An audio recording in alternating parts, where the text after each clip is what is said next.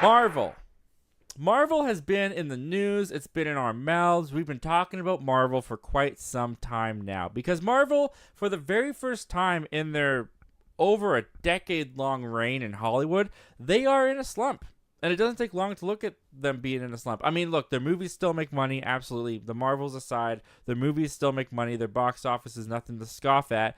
But with the inclusion of Disney Plus shows and kind of oversaturating the market, it has come very apparent that audiences are overwhelmed. Audiences are not going after every single Marvel project they can get their hands on simply because they don't have the time to do so, as well as maybe the interest to do so. And we've talked a while on this show, at least I've talked about it. You guys have heard me say it.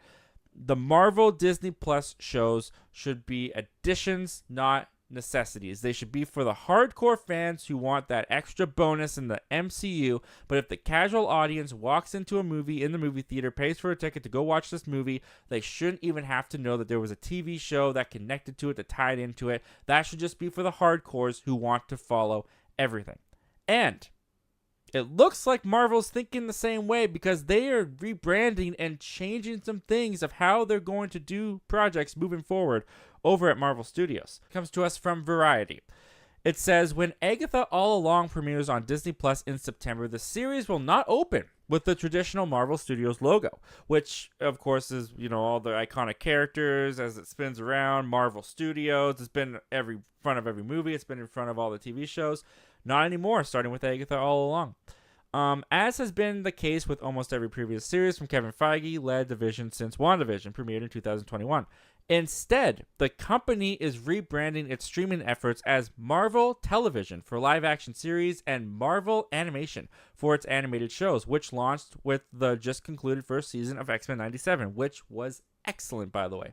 The rebrands are meant to help Marvel disabuse audiences from the pervasive impression that its content is one unified narrative experience that must be consumed in its totality. In other words, you don't gotta watch this to understand what's happening in the movies. This goes on to say, there was a lot of pressure post-Avengers Endgame on the public to feel obligated to watch absolutely everything in order to watch anything, says Brad Winderbaum, Marvel's head of streaming television and animation.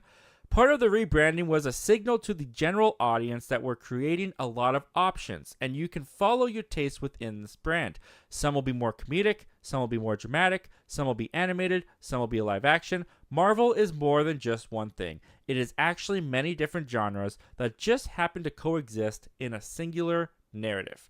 And that comes to us from Variety. Look, like I said, I've been saying this for a while. They need to do this. They have gotten to a point, and I love the Marvel Cinematic Universe. I love the MCU. I love the connectivity of it all. I love seeing characters pop up here and there and reference things from their movies to other characters, and seeing it all come together and intertwine has been some of the biggest joys of my movie-going experience growing up in my late or early teens and now into my adulthood. The Marvel Cinematic Universe has been so great. I've loved it. But the Marvel Cinematic Universe has also grown and expanded to a point where it is tricky to get someone caught up on the MCU. If I want to get someone into the MCU and start at Iron Man, we have 33 movies to go before we're caught up to where they are now. That's a lot of content to ask people to watch. On top of that, you're adding TV shows and Disney Plus, and you need a subscription or you need to buy the exclusive Blu-ray for $50.